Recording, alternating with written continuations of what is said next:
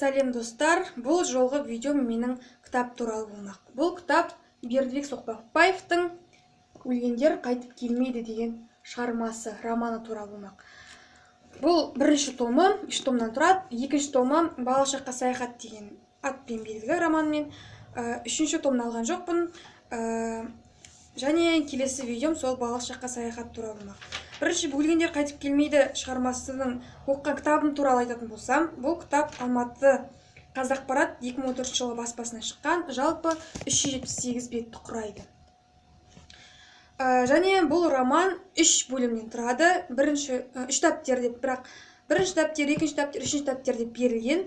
Және бұда автордың ретінде емес, бұл сол адам өзінің тағдырын жазған. Саға мен осылай жасадым деген сияқты сөздерді қолданып жазған. Автор ішінде болмайды. Шығарма жалпы не туралы айтылған?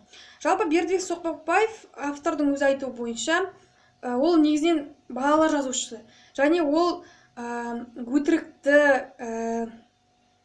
әділетсіздікті жек көретін адам болған. Және ол шығармалардың жалпы барлығы дерлік өзінің бастан кешкен оқиғалары, өмірі туралы болған.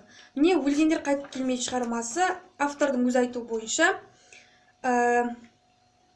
өзінің ішіндегі еркін деп аталатын басты кейіпкер арқылы өзінің 90%-ын көрсеткен, өмірі 90% өткен өмірін көрсеткен. Шығарма Ұлы Отан соғысы кезінен басталады. Яғни еркіннің 15-16 жасындағы уақытынан басталып, 50-ші жылдардағы тың игеру сол кездегі уақыттарға келіп тоқтайды.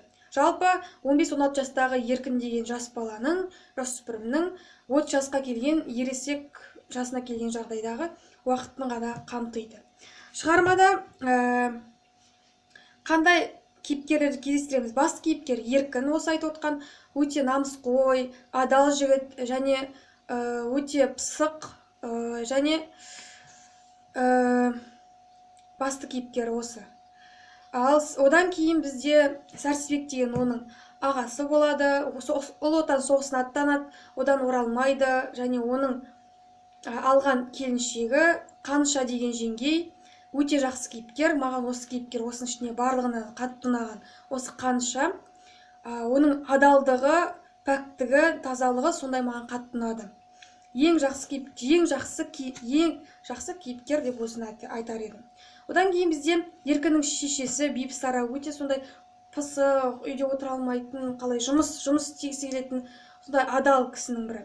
Одан кейін бізде еркіннің сүйген қызы Ғалия туралы кездестіреміз, және оның шешесі Балжан, және жағымсыз кейіпкерге Нұрәлі.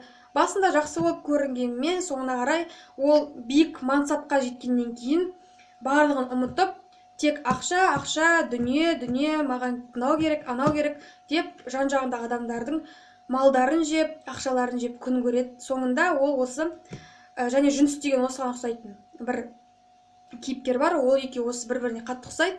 Сол екеуі соңында ұсталып, түрмеге қамалады. Және басқа Сәуле деген Нұрәлінің әйелі, және жағымсыз кейіпкерге тағы Жақыбаев, Ильясов деген кейіпкерлерді кездестіреміз. Бұл 3-ші дәптерінде кездеседі.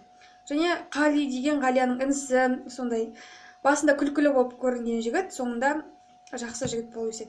Сондай басты кейіпкерлерді кездестіреміз. Маған 3 дәптердің ішіне ұнағаны, бірінші дәптер, ода осы еркіннің балалық шағының бірден бітіп, қиыншылыққа түсіп, түрмеге қамалуы, қаншама қиындықтарды көруі туралы бастан кешеді.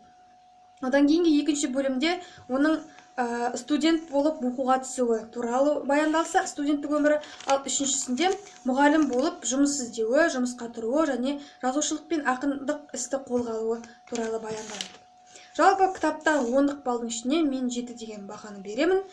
Себебі маған тек бірінші бөлімі қатты ұнады. Не, осылай. Және барлықтарыңызға кітап оқуларыңызға кеңес беремін. Келесі жолға кітап туралы видеом бұл «Балалық шаққа саяхат» деген Бердібек Соқпақбаевтың кітабы туралы болмақ. Сау болыңыздар.